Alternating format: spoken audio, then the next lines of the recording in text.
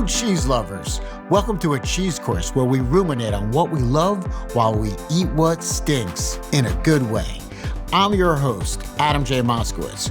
Those two hunks over there are my cheesemongers, Tommy and Alex, and today our guest is Brad Leone.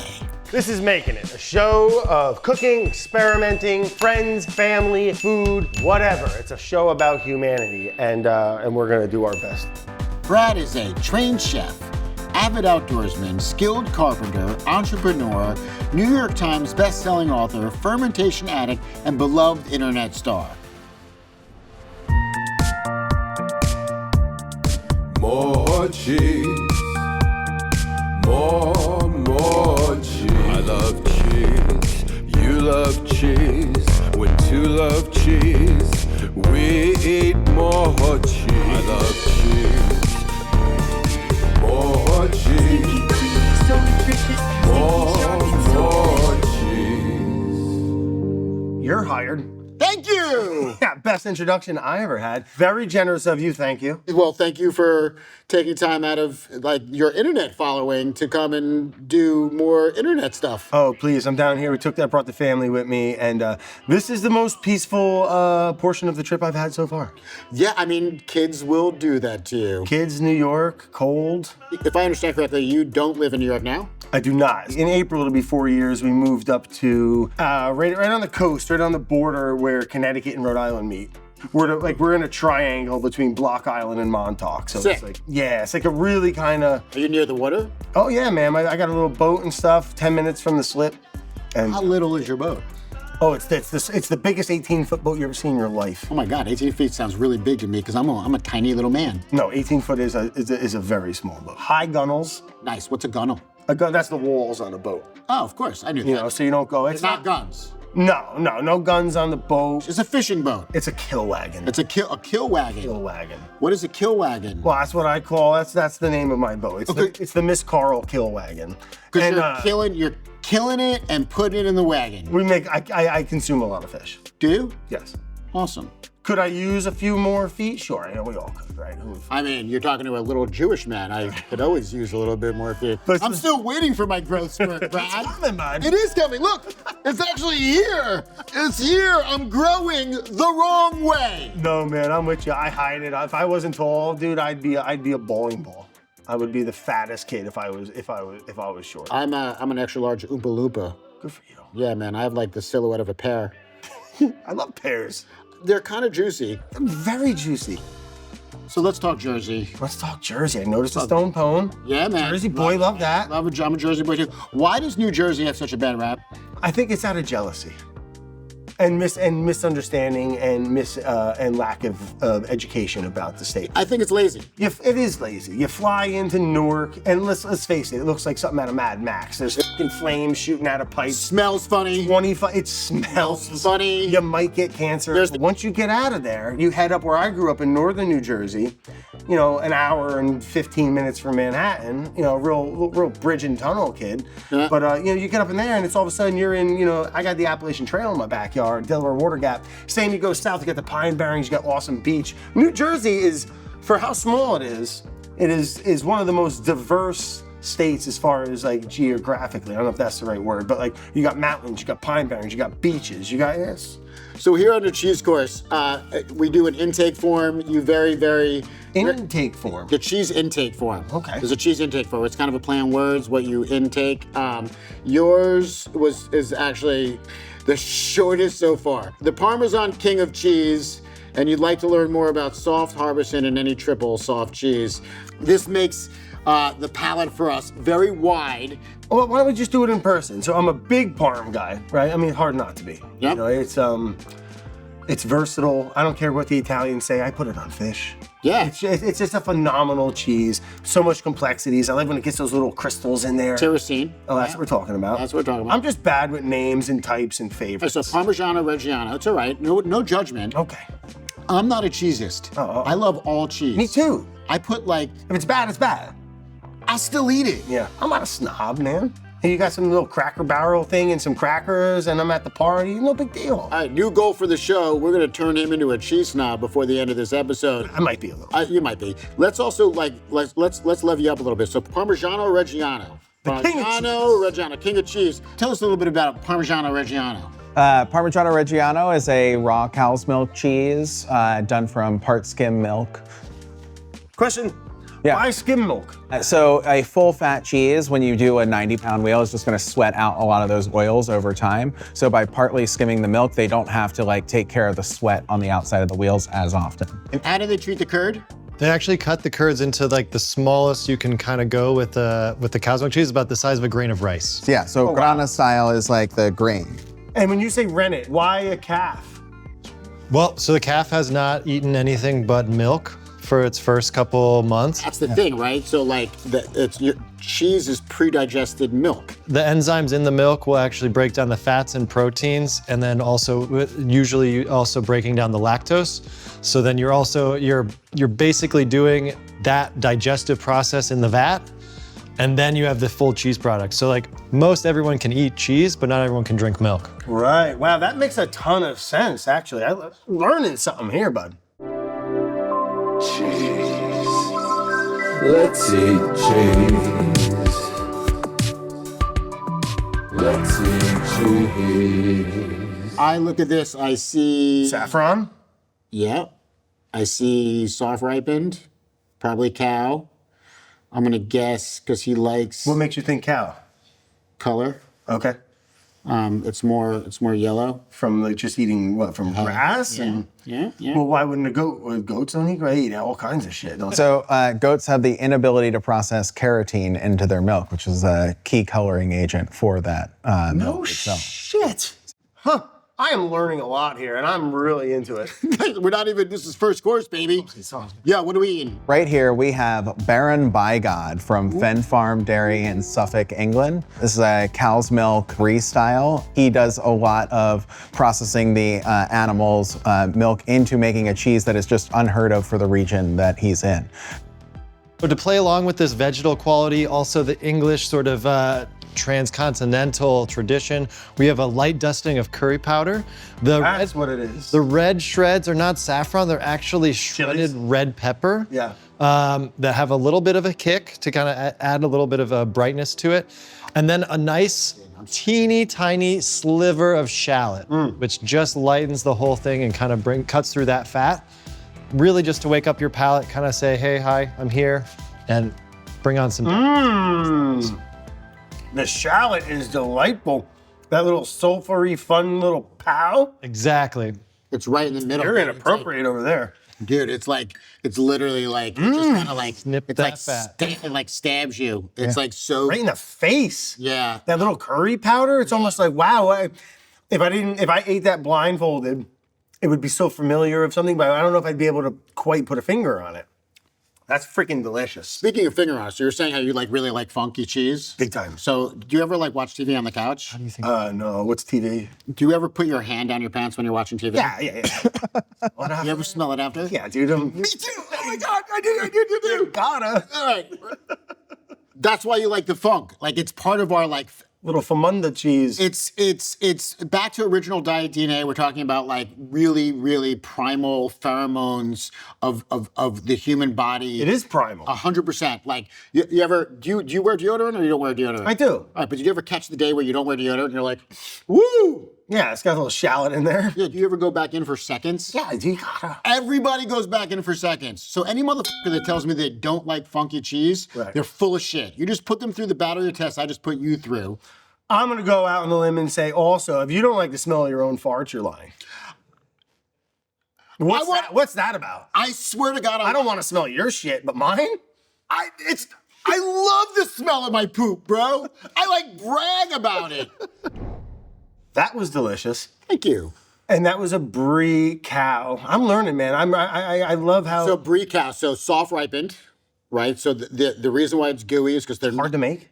Yeah, very delicate. This is like hand ladle the curd, place it in the mold, very delicate, which then retains the moisture. Nice. Which is why it's so runny. Explain to him what's happening. Like this, we have a really Scientists. We have a student. Well, I was gonna say student. You don't come off as you do not have scientists. No, I barely graduated high school. I know. Yeah.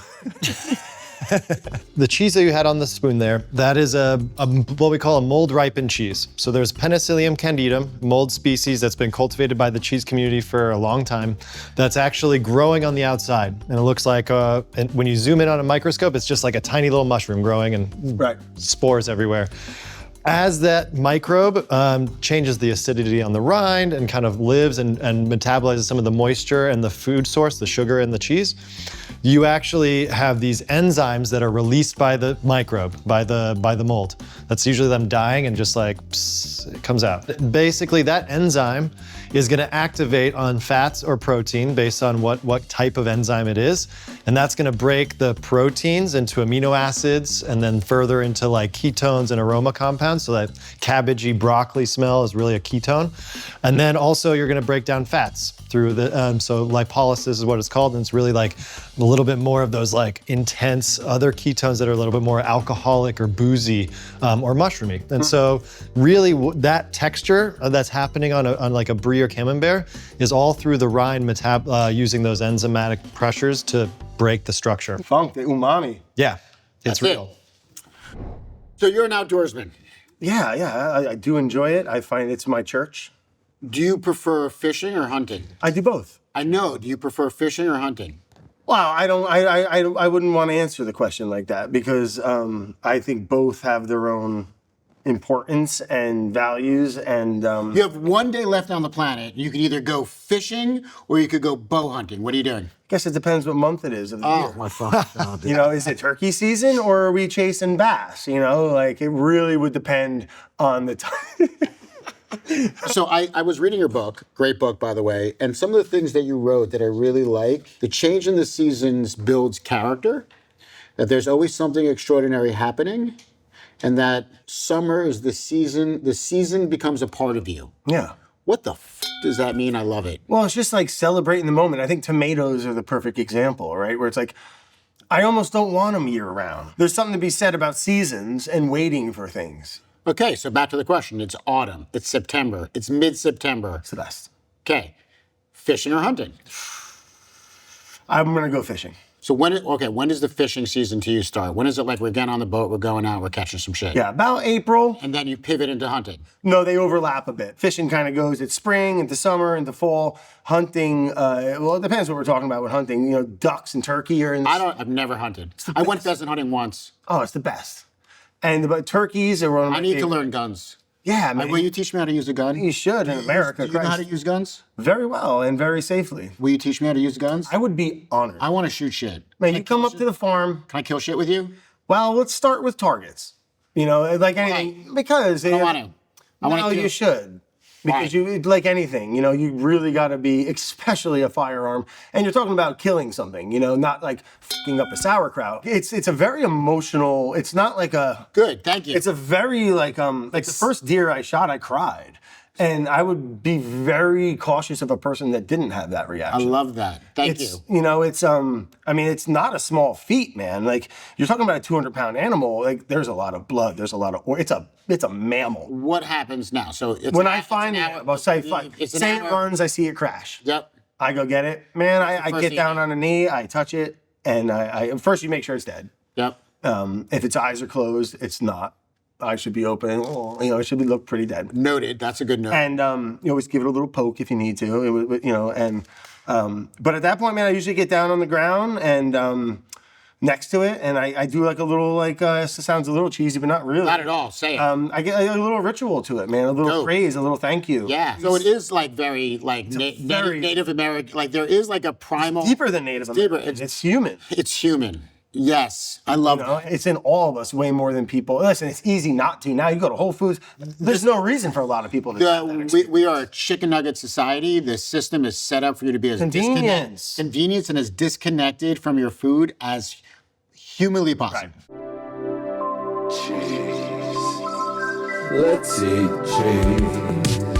By the look of it, I'm saying cow, Okay, good, smart. right? Yep. And what's in there? We got like The nuts or speckles. fruits What's or something? what's the speckles in there? You're never gonna guess. I'm never gonna guess it. never gonna guess, man. You're never gonna guess. guess. I'll try. I mean, you know, it's a guess. Where's it from? Belgium. Belgium. Is it a flower petal? No. No. I mean, kind of. No. No, it's not a flower petal. Is it the sex organ of a plant? No. Oh, you wish. I do wish. Lay it on me. So this is Dulses. It's a Belgian raw cow's milk cheese that they stud with a seaweed that they gather there. And Can I guess the seaweed? Yeah. Did you just say it? I didn't think so. No. Is it Dulce? Yeah, he did say it. Yeah. He did say Dulce? That's the name of the the cheese. name of the cheese is Yeah. Dulces. Yeah. Dulces. Yep. That's the name of the Well, I didn't put that together. I thought that was like a funny word for a type of cheese. Yeah. But it looks like Dulce. Like an oxidized Dulce. Yeah, what's wild is apparently the reason why it's that color is because it's so far deep down in the ocean, it doesn't experience photosynthesis. Really? And that's why it's not green, but it's like red. It's red. Actually, when it's fresh, it's like insanely purple red. Oh, shit. Like Perillo red. We have on the bottom a black cracker. That is a like blackened cocoa powder and mixed with a whole wheat cracker. So you get a little bit of this earthier sort of situation there as a vehicle and adds a little crunch. On top is a very special and very hard to find jam from Cantillon. So Cantillon is a beer producer in Belgium that makes lambics and goizes. And they actually use the spent fruit from making that fermented beer that's wild fermented and then process it with other ingredients to make a jam. So you do get this tart, almost effervescent side to it. Very nice, robust, sort of zippy bitterness to it that really blends in with the richness of the cheese. And then fennel pollen to really give you that aromatic finish. Well, I wanted to taste that jam first. Oh yeah. Nothing wrong with that. That little jam, that little sweet and savory. It like tastes like an ambic beer. Mm-hmm. Can we talk about your dad? Old Jorge. His name's George. I call him Jorge. He's great, man. Talk about a Jersey boy who, like, you might think he was from Florida. Cut off jeans, catching snapping turtles. He was a mailman. Did Jorge take you fishing or hunting first? Oh, probably. Depends on the season. What month was it? What month was it? Probably fishing. Do you still fish with him? Yeah. Yeah, he comes up on the boat with me sometimes, and he loves it, man. I'm trying to get them to come up. They're still, my mom and dad are still together, and they still live in New Jersey, house I grew up in. Both of my parents had, like, pretty rough childhoods comparative to, like, man, I grew up, like, easy. You know what I mean? Like very, like, hard, different times, big families, like crazy shit. And, crazy shit. But my mom, man, just... You're begging me to ask. No, I don't... What do you mean? I'm not... I just, like, you know... Drugs, abuse, alcohol? I name it, man. I think it was just, like... That time. I mean, it was the time. You're talking, like, post-World War I, post-World War II. Yeah, but there was plenty of kids that didn't have that, I feel like. I feel like they just both came from, you know, families that had some major issues and problems. And a common story. Not me, man. They sacrificed a lot, and, you know, and, like... So Michelle... Does she hunt and No, fish? not even a little bit. My God. But she, man, great cook. You know, she cooks what he brings home. Yeah, I have more or as much fond, like, cooking memories of my mom, like meatballs. Like, she was the Italian-American cook. Like, her eggplant parm to this day, I don't think anyone I've ever had makes it. And it's not just because it's nostalgic and it was my mom. Literally, it was phenomenal. So in your book, you have a bunch of your dad's recipes. Yeah, a little jambalaya. He had, like, a weird, like, Cajun Creole type of like New Orleans kind of influence. He loved like the guy, like, you know, he wore like jean cutoffs and like brought me frogging, but he would like make like crawfish etouffee on like a Wednesday night sometimes. Let's eat cheese. What do we got here, bud? We got Outblossom. I like the crinkle cut. And I don't know, is that fish? I'm gonna say mackerel. Ooh, you're close. All right, what do we got, guys? So this is Outblossom from Hofkäserei Kraus in the Allgäu region in Germany. This is done by Albert Kraus and his workers who spend their days tirelessly putting a bunch of alpine flowers and herbs on the outside of this cheese. But the best part about it is his brother owns the cows, so it's like a short trip down the road and they're eating all of these really great fresh grasses. And at that altitude, what they're also getting is like alpine flowers and those herbs within their diet. So we have a trout. It's made by a company called Fangst. They do really nice, sustainably sourced fish. This has juniper and lemon as the marinating spices for the fish itself, which I think is a very good complement to the alpine flowers and herbs.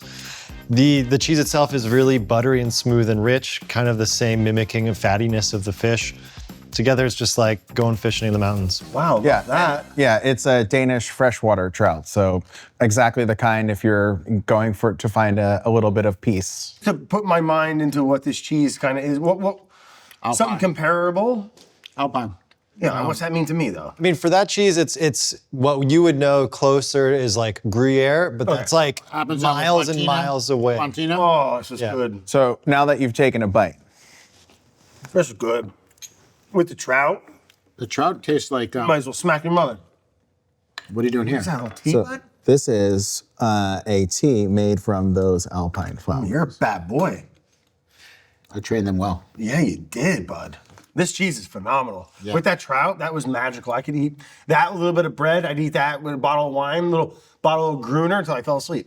Good. Throw that in your backpack. Let's go. That's the idea, though, right? Like, that's the cool thing about cheese is that cheese, that's right. all the fermentations is what allowed could do this. humans to tip into civilization. Right. Right? Before that, we were like, we couldn't get through the long winter. We couldn't live the long life. We couldn't sustain long trips. It's the fermentation, it's the curing, it's the salting. Yep. It's the cheese that like allowed us to be able to like climb over the mountain, get through the winter. Yeah. Food starts getting scarce, right? And you got a block of that. I mean, you're doing all right. Now, before we get into that, let's talk about the nutritional. Like, cheese is good for you, 100%. right? I mean, what do we got? A little protein. What else? What do we got going on in there? Protein, fat, Yeah. salt, amino acids. Yeah, vitamins. But what's also interesting is what we don't always talk about is bioavailability of that nutrients. And so milk as a substrate for like nutrient absorption is like 91% bioavailable. But if you contrast that with, say, an almond milk, that's closer to like 60% available. So what that means is when you drink 12 ounces of milk, 91% of that nutrients you absorb. That's awesome. But if you drank almond milk, you're only getting 61% of that nutrients. The rest, goodbye. See you later. You like to cook outside. I do. What's the perfect rig for cooking? I want to cook outside. What's the rig? Like we were saying before, there's nothing new here. You know what I mean? Like, don't overthink it. Like some rocks and like a wire resting rack, like a sheet tray rack. Right. But then what about temperature? How do you? Well, that's the tricky part. because they don't have. There's no knob. No, there's not, and there's nothing easier about it. Do you have tricks to managing the fire? Yeah, so what I like to do is I set up like a little charcoal factory, as I call it, right? Because like when you're cooking, if you have a big fire, you make a bonfire, you got flames. That's not really ideal for cooking most things, right? Oh. So what I do is I'll have like a 2-zone. Well, I'll have like a fire, and what you can do is like once, and that can be going. You keep that going. You keep wood going in there, and as it breaks down, what you want is just those nice coals. So either you can make a fire, let it cook down, and not add to it anymore. Now you got a short window where you can cook over those coals that you created, which are very often very successful. But if you make a 2-zone, Oh, yeah. and now you Yeah. can feed that, and you can always just kind of move it in. You can scrape some aside, make a hot zone, make a cold zone. And then, do you have like a favorite pan that you use? I'm a big cast iron guy. Yeah. Yeah. Recently, Is it true you're not supposed to wash your cast iron? no, I wash mine all the time. Okay. Is there a special way to wash it? Yep. I would prefer, I mean, depending on what you're cooking, I don't use soap really too much. Just hot water. I can tell. Yeah, thank you. I'm just kidding. He smells great. He smells great. Let's have another piece of cheese, please.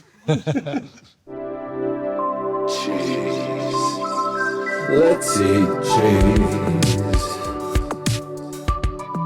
Let's eat cheese. Can you tell what kind of meat that is? Is that Copa? Oh, I don't know. Looks like pork. Pork? Copa's a good guess. And that veg is pepper. Is it? No? I don't know. Celery? Celery? And then that cheese is. I'm actually guessing not. This isn't celery. My inclination would be Harbison, but it's not. I think it's Winnimere. This is like cabbage or Is it? this is a leafy green. It's close, mustard green. Mustard. All right, what do we got, guys? So you got it right. We have here Winnimere from Jasper Hill Farms, raw cow's milk, Vacherin style. This is a bark wrap cheese. They forage for the cambium spruce bark, which is one of the inner layers there, and then wrap the cheeses so that they don't fall into a big pancake as it's aging to that goopy deliciousness. So they wrap it to hold it together. Yep. Yep. Yep. Can you say this is from Jasper Hill?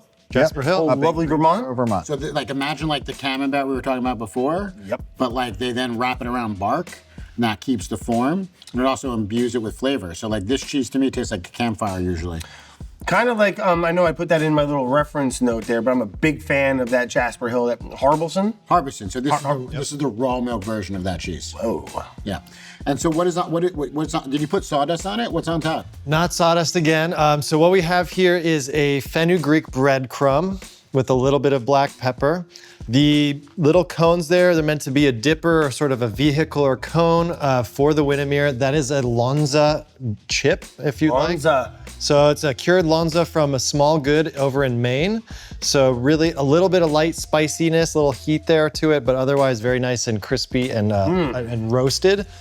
And for me, the cheese Winnimere is like really a testament to the raw milk flora. It's a cheese that's really difficult to make in the US based on the raw milk rules around cheese. And so to do something this flawless and also this decadent is kind of 1 in a million. So for me, this cheese is campfired, distilled in a tiny little 10-ounce round. Now, would this be, part of my ignorance, would this be like a camembert type of cheese? Yeah, that's not like let's what we say is what we think is how we feel. Okay. You are a far from ignorant man. I am so wonderful. A lot of people like try to talk outdoorsy or like imply outdoorsy but don't live outdoorsy. And it's very clear to me that you are truly outdoorsy. So you're not ignorant. You love talking about back in the day, and I was excited to learn that because I too like talking about back in the day. Yeah. What I like to tell people is that for thousands of years, all people did was work on dinner. That's it. That's all they did. They tended to the garden, right? They hunted, they fished, they smoked, they cured, they farmed, and then they would can, they would like, that's all they did. Staying alive was your job. That was it. Yeah. And then what happened? IRS came in. No, but yeah, for sure. What happened is the Industrial Revolution. 100%. Specialization occurred. Migration of the city occurred. That's what happened. And man got disconnected from the land. Right. And then what happened is then the internet was born. And then man got disconnected from himself. And most people now care more about their digital avatar than their organic self. Wow, that's wild. And in fact, I think most people are numb, and too often people care more about taking photos of the food than actually talking about what they're experiencing with the food. You see it all the time, right? And what I love about your work is that you're trying to fix that. Yeah, well, I'm just putting my pebbles in the bucket to kind of help weigh it a little more, I guess, right? I don't know if you noticed, but the world's a very scary place, Sure. right? And it's at times seemingly hopeless. There's a lot of fear. There's a lot of fear mongering. Like that's really what a lot of what the media is trying to do. Big time. Right? What I love about your energy on your content is that like you bring the opposite. You're bringing love. You're bringing joy. You're bringing enthusiasm. You're bringing passion. That's it, man. It's like food. It's like music, right? It's a universal language, and I say it all the time, but it's the truth, man. You say food is a universal language of love and humanity. That's it. Let's go. Join my cult. I'm already in. Yes. But here's the thing. I do believe that the way to make the world a better place is to focus on your pebble and your pond. Right. You have to. Right? You focus on the world within your grasp. You make the most out of the world within your grasp, and then you share that. And then hopefully, like a ripple effect, like a pebble in a pond, that will reverberate across time. 100%, man, right? I mean, it starts with community, right? And then hopefully the outreach, the ripple effect of that is, we'll see, man. You know, we'll fix the world one cheese at a time here, bud. Let's fix the world one bite at a time. One bite at a time. Right? It's about meaningful. What I love about food and what you do is that you foster meaningful connections. You're fostering meaningful connections across generations, your dad, your kid, right? You're fostering meaningful connections. When you talked about killing the animal and taking a moment with the animal, that's deep. Right. Bro. When you're talking about actually like blooding out the animal, like I love hearing you talk about fish and how like to make the fish taste good, you kill it in the boat and you blood it out in the boat. Yeah, bleed it on the boat, I scale it. I don't even put it on ice anymore, some of them. I put them on ice packs because them saltwater fish, and this is splitting hairs, but it never touches fresh water. If you were to fillet a fish, saltwater fish, and then you see guys, they rinse it off with the hose and shit, it hurts me. I mean, you're just completely denaturing and ruining that fish. How long ago did you go on your own? 3 years. We're going on the third season of making it in Local Legends. And yeah, it's been great, man. We're just getting better and better at it. And I'm learning a lot and the team's getting better. What is an unexpected surprise of going out on your own? being able to do, and it's scary, and you got to monetize it, right? And I got a lot of overhead and stuff, but like being able to do whatever I don't have someone trying to make me Olive Garden. You know what I'm saying? Like, I could do whatever I want. Oh, we got to approve that. Let me call Brad. Approved. Oh, you know what I'm saying? Like, I don't like using the word, but like I'm the boss of it. I can do whatever the hell I want. Why do you hate you? No, I don't like the boss. It just seems like, the boss. You seem like a dick. But like, no, you didn't say. It would have been weird if you were like, I'm the dictator. No, you're the boss. You get to live out your vision. Yeah, man. And it's Are you doing things outside your comfort zone?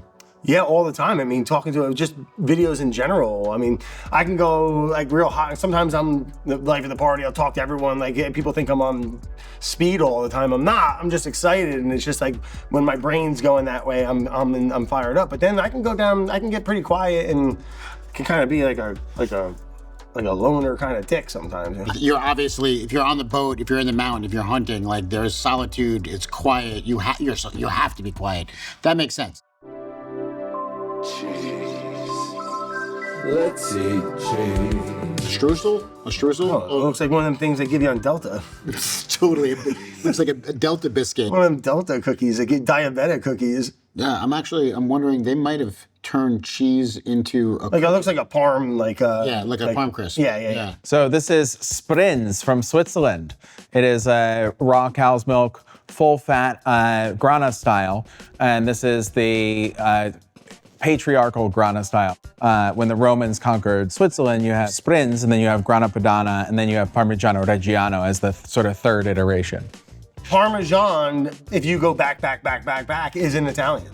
Is the third iteration of grana style, like the evolution of it. And let's actually get you out of saying Parmesan. Parmesan is like the American knockoff that's trying to trick people into thinking they're buying the good shit. Parmigiano Reggiano. Yeah. Parmigiano Reggiano. That's what I say. That's what I mean, though. I know that's what you mean. No, I know that's what you mean. Not like the craft stuff. No, I know, but I just think it's important to say Parmigiano Reggiano. The king of cheese. The king of cheese. Parmigiano Reggiano. And then the king's court is also grana padano. Right. Which is basically the same cheese, but from a different place. And then also Trenta Grana. And what they're talking about now is Sbrinz. This is a Swiss version of that type of cheese. Yeah, so this one is full fat. They don't skim it at all. And even Pliny the Elder wrote about it in Cassius Helveticus way back when. Yeah. Oh, wow, that got nerdy. Buckle up. Buckle up. Was he talking about elves? Nerd. I love it. Elders. Elders? Yeah, like Tiny elders. me. Okay, yeah, I like that. Heck yeah. Thank you, boys. And? And the pairing here, so we've actually made it into a little tartlet that's gonna be like a stroopwafel. So we've heated it up and added this like crunch level to it, really emphasizing the caramelized feature of the cheese. In between is a layer of black garlic caramel. So black garlic in and of itself is fermented just sort of like cheese in a specific environment using heat and time and certain humidity. And it actually almost caramelizes itself. So you get more of this almost cinnamon-like quality mixed with a nice brothy tone for a garlic, and the sweetness cuts through. So like caramelized, caramel, a little bit of funky herb. I want to put like raw meat on this. Yeah, I mean, it's really, this is a mind man. A little bit. And we added a little bit of a pepper blend. We have a secret. So there is a pepper blend that actually goes with another cheese that's similar to Alp Blossom called Schatbuch. And we've actually taken the peppercorn blend from that cheese and put a little dusting in the center there, so you get this little pop, little brightness. But the peppercorn blend is much more aromatic and floral. Ooh, recap. Little rundown, little recap, babe. All right. What was your favorite? You know me and my favorites, but Which one? Just rank them in order. if I had like gun to my head, Brad, pick one. I don't know. The Alpine did something for me. That so maybe one. I don't know. That was tough. One, One, three, two. 1, 2, Three. 3, 4. Yeah. No, one. For me, it was 1, 2, 3. What the funk? Rapid fire questions. Best cheese to bring to a party. Parmesan Reggiano. Best cheese for a grilled cheese. Probably a blend. Best cheese when stranded on an island. Whatever has the most nutritional value. Best cheese to put on a burger. Depends the mood you're in. it took me a long time to get there. And you might, I don't know, man. I don't know. I've hated it. I've talked so much shit about it my whole life. But like in the past 2 years, like that yellow American sometimes. 100%. I don't know. I still don't know about that. If you were a cheese, what would you be and why? Ooh, if I was a cheese, I'd probably be this guy. Okay. A little weird, you don't really know what's going on, a little funky, a little soft, maybe hard on the outside. Who knows what's happening? All right, so this cheese is called Baron Bigod. Yeah. So that is now what I will call you for the rest of your life. Deal. Byron Bigod. Yo, what's so dope about local legends making it, it's like this dude who loves to forage and ferment, he's actually doing that with content. He's actually foraging really cool people and fermenting really good meals in terms of cooking. So it's really dope. You really got to check it out. I am so grateful for you to come here and eat some cheese with me. Oh, it won't be the last, man. I'm gonna be showing up all the time now. Oh, All right, no. we're buddies now. You ain't getting rid of me. All right. And all you guys out there, eat more cheese, please. Well, in the words of Michael Franti, stay human. Stay human. Let's eat cheese. I love cheese. You love cheese. Let's eat cheese. I love cheese. I love cheese. You love cheese. Let's eat cheese. Let's eat cheese.